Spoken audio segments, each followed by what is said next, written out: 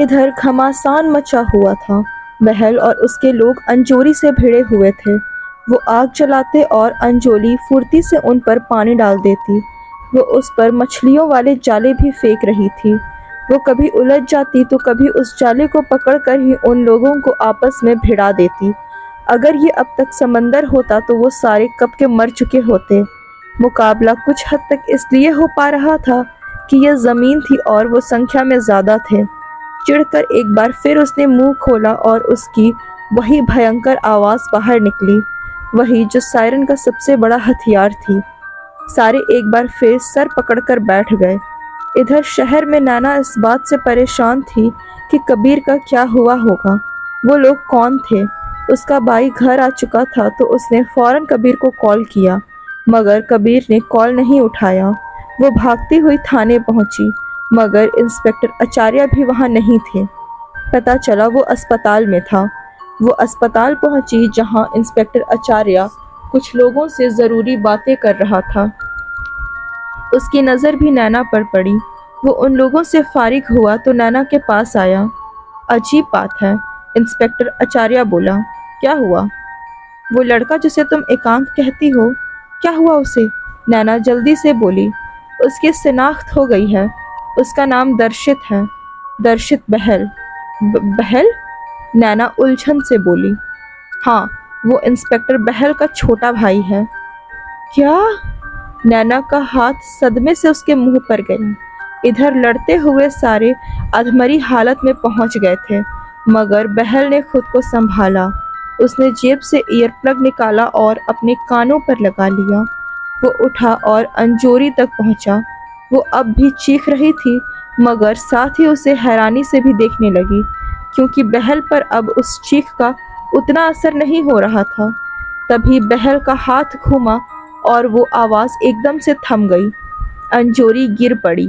उसके गले से खून बह रहा था। बहल का हाथ बैंगनी खून से सना था, जिसमें उसने एक ब्लेड थाम रखा था। उसने अंजोरी के कंठ पर वार किया था। उसके हाथ न कांप रहे होते तो शायद उसकी गर्दन ही चली गई होती। अंजोरी छटपटा रही थी। बहल भी उसके पास घुटनों पर आ गया। बस बहुत हुआ, बोलकर उसने अपना ब्लेड वाला हाथ हवा में उठाया, मगर अंजोरी एकदम से मुस्कुरा दी, वही जहरीली मुस्कान। बहल पहले तो कुछ समझ नहीं पाया, मगर फिर उसकी नज़र एक टूटे हुए रोशनदान पर पड़ी। बाहर चांद निकल आया था, पूरा चांद, और ये उसकी श्राप वाली रात थी। अचानक से उसका पूरा शरीर अकड़ने लगा। वो जानता था उसके साथ क्या होगा। वो भी हाँफता हुआ फर्श पर गिर पड़ा, मगर उसे खुद से ज़्यादा अपने भाई की चिंता थी। वो पहले ही गंभीर हालत में था, गोली लगी थी उसे, और ऐसे में ये श्राप जानलेवा था उसके लिए। वो सुबकने लगा और उसने बेबसी से एक मुक्का फर्श पर मारा। उधर शहर में अस्पताल में इंस्पेक्टर आचार्य और नैना बातें कर ही रहे थे जब एक नर्स भागती हुई बाहर आई। उसने बताया कि उस पेशेंट को बेहोशी में ही अजीब से दौरे पड़ने लगे हैं, और ये सुनकर नैना के चेहरे पर हवाइयाँ उड़ने लगी। नर्स ने आकर बताया कि बेहोश एकांक को दौरे पड़ रहे हैं। नैना समझ गई कि क्या होने वाला था। उसका चेहरा दहशत से सफ़ेद पड़ गया, क्योंकि वो तो एक बार पहले भी ये सब अपनी आंखों से देख चुकी थी, कैसे उसके शरीर से वो काले पंख निकलते थे। नैना, इंस्पेक्टर आचार्य ने पूछा। अंकल, मेरी बात सुनिए प्लीज़, वो खतरे में है, कहीं उसे कुछ। तुम इस बारे में कुछ जानती हो? हाँ, आइए मेरे साथ। नैना अंदर को लपकी जहाँ एकांक भर्ती था। वो ज़ोर ज़ोर से सांसें ले रहा था और उसका पूरा चेहरा तनाव से भिंचा हुआ था। उसे ड्रिप लगी हुई थी और नैना ने दहशत से उसे देखा कि उसमें खून मिल रहा था। साथ ही उसकी धड़कन भी एकदम से बढ़ गई थी। नहीं एकांक, होश में आओ, ये क्या हो गया? वो घबरा कर रोने लगी। इंस्पेक्टर आचार्य ने भी देखा कि उसके शरीर में अजीब से बदलाव आ रहे थे, और देखते ही देखते उसके पेट पर बंधी पट्टी लाल होने लगी। उसे रक्तस्राव शुरू हो चुका था, और थोड़ी ही देर बाद वो जिस बिस्तर पर पीठ के बल लेटा था वो भी लाल होने लगा। वो पंख अब बाहर आ रहे थे। इधर हजारों मील दूर पटमंजरी के उस खंडहर में वही हालत इंस्पेक्टर बहल की भी थी। कबीर भी उसकी शर्ट का पिछला हिस्सा लाल पड़ गया था। कबीर भागकर उसके पास पहुंचा और उसे संभाला। सर, आप हिम्मत रखिए। कबीर ने उसका हाथ पकड़ लिया, मगर बहल का ध्यान अपने जख्म या अपने दर्द पर तो था ही नहीं। मेरा भाई, वो मर जाएगा, उसके पेट में गोली लगी थी, ऐसे में ये घाव वो कैसे सहन कर पाएगा? बहल दुख से बोला। कबीर ने सर उठाकर सायरन अंजोरी को देखा, जिसका जख्म अब भर रहा था। बस करो अंजोरी, खत्म कर दो ये सब। तुम्हारा पंख तुम्हें मिल जाएगा, ये मैं वादा करता हूँ। नहीं चाहिए, जब चाहिए था तब मिला नहीं। जो हो रहा है होने दो। ये सारे मर्द, अरे तुमने क्या ट्राई कर रखा है एक एक मर्द को? दर्शित बिफर उठा। उनकी कोई गलती नहीं, क्यों ऐसा कर रही हो? अंजोरी, एक बात बताओ, गलत तुम नहीं थी। बिना सोचे समझे तुमने अपना सब कुछ एक अजनबी को सौंप दिया। तुम पहले भी तो पूछ सकती थी ना कि वो तुम्हारे साथ घर बसाएगा या नहीं। तब जो हुआ तुम दोनों की मर्जी से हुआ, मगर गलत बस वो है। ये कहाँ का न्याय है? कबीर बोला। अंजोरी के चेहरे पर बहुत सख्त भाव आए। हाँ, ये चैतन्य देव शर्मा की गलती थी कि वो तुम्हारे पीछे गया। वो तुम्हारे रूप पर लट्टू हो गया, पर वो गया किसके पीछे? एक श्रापित बला के। तुम्हें गर्व है अपने इस रूप पर, इसकी शक्तियों पर। अरे गौर से देखो अंजोरी, ये एक श्राप है, श्राप। चैतन्य देव शर्मा ने भले ही तुम्हें अंजोरी नाम दिया हो, पर ये उतना ही काला है जितने इन बेचारों के शरीर से निकलते हुए ये पंख। कबीर बोला। अंजोरी अब गुस्से में थी और दर्शित इस बात से थोड़ा घबरा रहा था। और मर्द जात से नफरत है ना तुम्हें? देखो इन्हें। उसने फर्श पर पड़े तड़पते हुए बहल की तरफ इशारा किया। एक ये है जो आज भी इस गुनाह का बोझ लिए जी रहे हैं कि इन्हें अपने बच्चों को दुनिया में आने के पहले ही खत्म करना पड़ा, और एक तुम हो जो अपने अजन्मे बच्चे को अपने अंदर लिए हुए ही समुद्र में कूद गई। एक औरत होकर भी तुमने पल भर को उसके बारे में नहीं सोचा, और तुम कहती हो कि मर्द बुरे हैं। छी! कबीर नफरत से बोला, और इस बात पर अंजोरी उसका मुंह देखती रह गई। विक्टिम मत बनो अंजोरी, तुम बस एक मनचली लड़की थी जिसने अपनी करनी का खामियाजा भुगता। तब जो श्राप तुम्हें समुद्र से मिला, तुम बस उस पर ही फुदकने लगाई जा रही थी। और हाँ, तुम झूठी हो। तुमने ही कहा था कि तुम किसी निर्दोष को नहीं मारती। मुझे बताओ, क्या दोष था इंस्पेक्टर साहब का, उनके छोटे भाई का? क्या दोष था उन अजन्मे बच्चों का, या उस अभागे का जो हॉस्पिटल में जिंदगी और मौत से जूझ रहा है? कबीर के मुंह से यह सुनकर बहल को लगा जैसे किसी ने उसकी घायल पीठ पर नमक की डली रख दी हो। हाँ, वाकई उसके भाई का क्या हो रहा होगा। वो खिसकते हुए अंजोरी के पास आया, मगर इस बार कोई वार नहीं किया, बल्कि गिड़गिड़ाने लगा। हाँ, मैं हूँ चैतन्य देव शर्मा का वारिश। अरे तुम अपनी तसल्ली के लिए मान लो मैं चैतन्य देव शर्मा ही हूँ। उसने तुम्हारी वो पेंटिंग बनाई थी ना, मैंने उस पेंटिंग को आम कर दिया, नाम खराब किया तुम्हारा। चलो मुझे सजा दो, जो चाहती हो वो करो, पर अब ये सब खत्म करो। लो, मैं माफी भी मांगता हूँ तुमसे, बहल बोला। और अंजोरी उसे देखती रही, उस शख्स को जो कुछ देर पहले अपने भाई की वजह से उसे मारना चाहता था, और अब अपने भाई की वजह से ही उससे माफी भी मांग रहा है, खुद को उसके आगे कर रहा है। अब जाने दो ना अंजोरी, दर्शित बोला। जाने दो वसुमती, कबीर बोला, और वो एकदम से चौंक पड़ी। हाँ, वो इतनी बुरी कब से हो गई? शायद वो भी अंजोरी ही बन गई थी जो उस धूर्त चित्रकार ने उसे बनाया था। मगर नहीं, वो अंजोरी नहीं, वो वसुमती है। उसने कभी सोचा ही नहीं था कि उसे क्या करना है।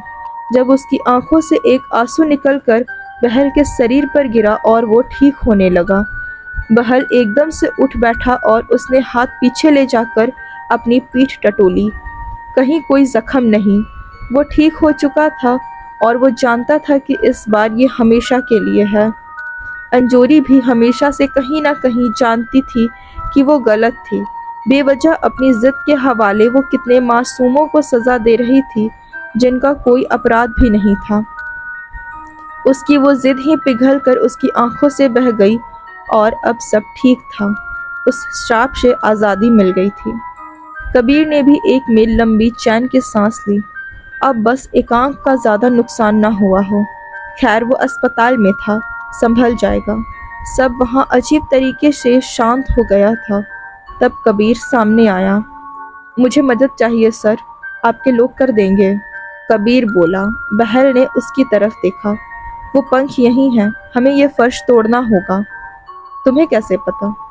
बहल ने पूछा। बस पता है, जल्दी कीजिए। उस जगह की खुदाई हुई। इस दौरान अंजोरी उर्फ बसुमती वापस इंसानी रूप में आ गई थी। वो लोग लगातार खोदे जा रहे थे। बहल ने कबीर की तरफ देखा। आप वो कहानी जानते हैं? आपको पता है यहाँ क्या हुआ था? कबीर ने पूछा।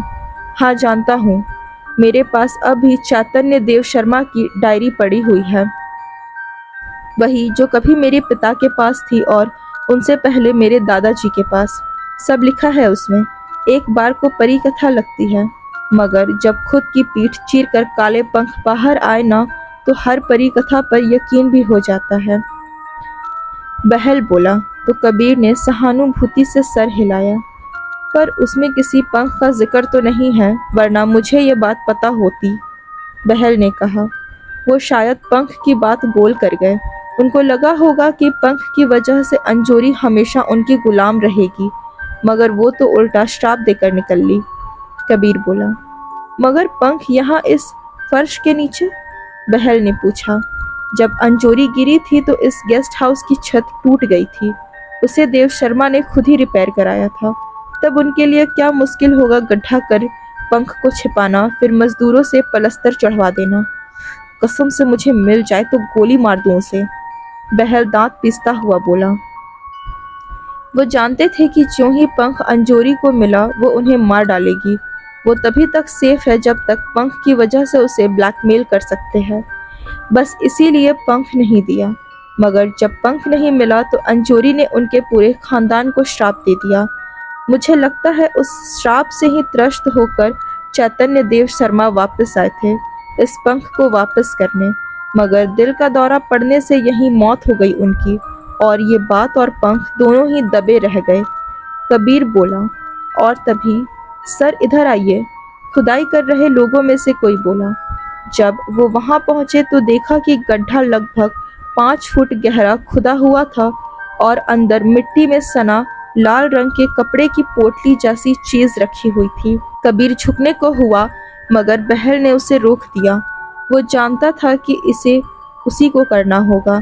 आखिर वो इतने दिनों से अपने किसी पूर्वज के अपराध को भुगत रहा था, तो अब उसका सुधार भी उसी के हाथों होना था।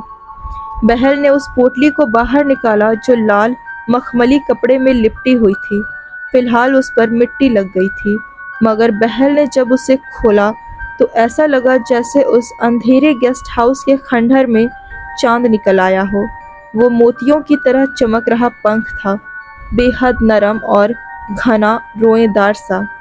वो सब उसे मुंह फाड़े देखते रहे और बहल के हाथ में ही वो पंख गायब हो गया।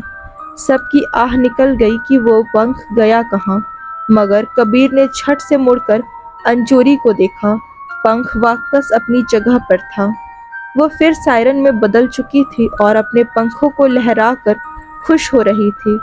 अब दोनों पंख अपनी जगह पर थे। अब तक कुछ अधूरा सा था उसमें जो पूर्ण हो चुका था। उसने जोर जोर से वो पंख हिलाए जैसे उड़ने को तैयार कोई आज़ाद परिंदा हो। कबीर और दूसरे लोगों के बाल बिखर गए, उनसे तेज हवा उठ रही थी। फिर वो बहल की तरफ मुड़ी। वो भी समझ चुकी थी कि उसका गुस्सा भले ही सही रहा हो, पर था गलत इंसान पर। बहल निर्दोष था और उसका भाई भी। वो पास आई। तो तुम सफल रहे, तुमने मुझे ढूंढ निकाला, काफी हिम्मत वाले हो, वो बोली। लगता है अब मर्दों से समस्या नहीं। दर्शित बहुत ही धीरे से बुदबुदाया, जो किसी ने नहीं सुना। मगर सुना मैंने, वो सीधे उसकी तरफ देखती हुई बोली, और दर्शित हड़बड़ा गया। मुझे ऐसा नहीं करना चाहिए था। मुझे अफसोस है तुम्हारे और तुम्हारे लोगों के लिए, वो बोली, और उसे यकीन ही नहीं हुआ कि ये बोलते ही वो अचानक से कितना हल्का महसूस करने लगी थी। अब जाओ इस घर से दूर, वो बोली। सब जैसे होश में आए और वहाँ से चल दिए। दर्शित ने घबरा कर उसे देखा तो वसुमती ने धीरे से एक आंख दबा दी। वो उस खंडहर से बाहर निकले तो उसकी छत एक बार फिर टूटी। इस बार तो वो दो थी। वो अंजोरी थी जो उड़ान भर रही थी आज़ादी की। वो अब भी एक श्रापित जीव ही थी, मगर कुछ था जो उसके मन पर पत्थर सा रखा हुआ था और अब हट गया था। वो आंखों से ओझल हो गई। इसी के साथ वो खंडर कहीं कहीं से और भी मिट्टी में धंस गया और इससे उसकी दीवारें कई जगह से तड़क गई। कसम से ये टूटी छत तो हमेशा याद रहेगी, कबीर बोला। वो सभी वहां से मुड़कर चल दिए। हमेशा की ही तरह समंदर से उठकर आती खुशनुमा हवाएं उनके बाल उड़ा रही थी। तभी कबीर को कुछ महसूस हुआ और उसने मुड़कर देखा और उसे दिखा वो साया, चैतन्य देव शर्मा। वो अब उस खंडहर से बाहर था। वो कबीर को देखता रहा और कबीर उसे। फिर देखते ही देखते वो गायब हो गया। कबीर समझ गया कि वो अब मुक्त था। शायद इतने दिनों से उसकी रूह इस खंडहर में कैद थी। खंडहर जो गवाह था उसकी काली करतूतों का, जिसकी वजह से उसकी छत टूटी थी और जिसके फर्श ने उसके काले कारनामे छिपाए थे। सच कहते हैं लोग, अपने गुनाहों से बड़ी सलाखें दुनिया में दूसरा कोई नहीं। देवेंद्र बहल ने बारी बारी से कबीर और दर्शित को देखा। वो उसी होटल रूम में थे जहां कबीर और दर्शित ठहरे हुए थे। दोनों ही बहल से बुरी तरह झेप रहे थे और उससे नजरें चुरा रहे थे। वजह भी थी। बहल को लल्लू समझकर खूब बेवकूफ बनाया था उन दोनों ने। उन्हें लग रहा था कि बहल उनकी बातों में आ गया था। तब उन्हें क्या पता था कि वो तो उनका बाप था। तो सर, आपने ये सब अगर आप बताना चाहे, कबीर संकोच से बोला। दर्शित जल्दी से आगे झुका और बहल का ग्लास भर दिया जो खाली हो गया था। बताना क्या है, सब तो तुम जानते ही हो। बहल लापरवाही से बोला और ग्लास उठा लिया। कबीर ने उसे पास से देखा, उसकी उभरी नसों वाले हाथ को, कठोर चेहरे को। सब उसे जोकर पुलिस वाला कहते थे। पुलिस वाला वो जैसा भी हो, एक्टर जरूर कमाल का था।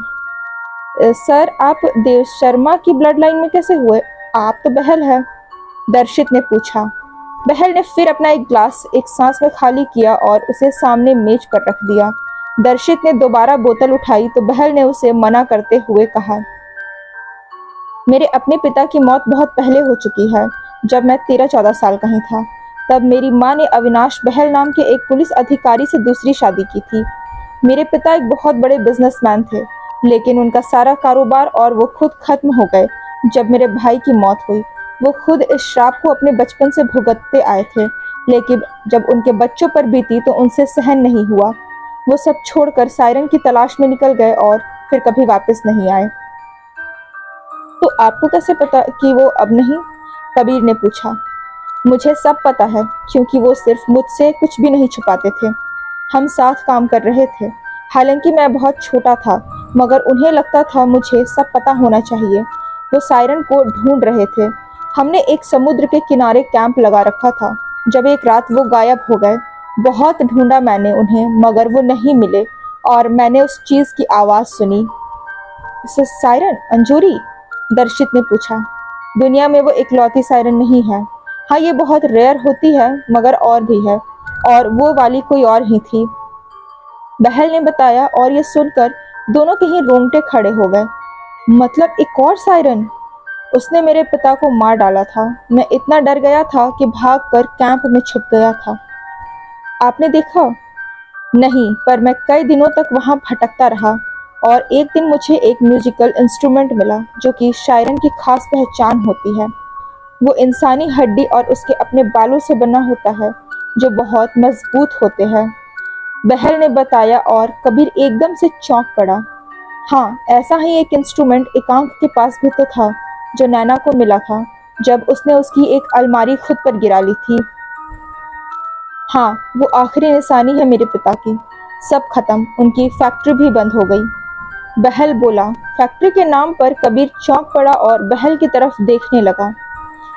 ठीक समझ रहे हो तुम, वो बंद पड़ी फैक्ट्री हमारी ही थी, जहाँ से हम ये सब ऑपरेट कर रहे थे, जहाँ वो लड़की नैना पहुँच गई थी, बहल बोला।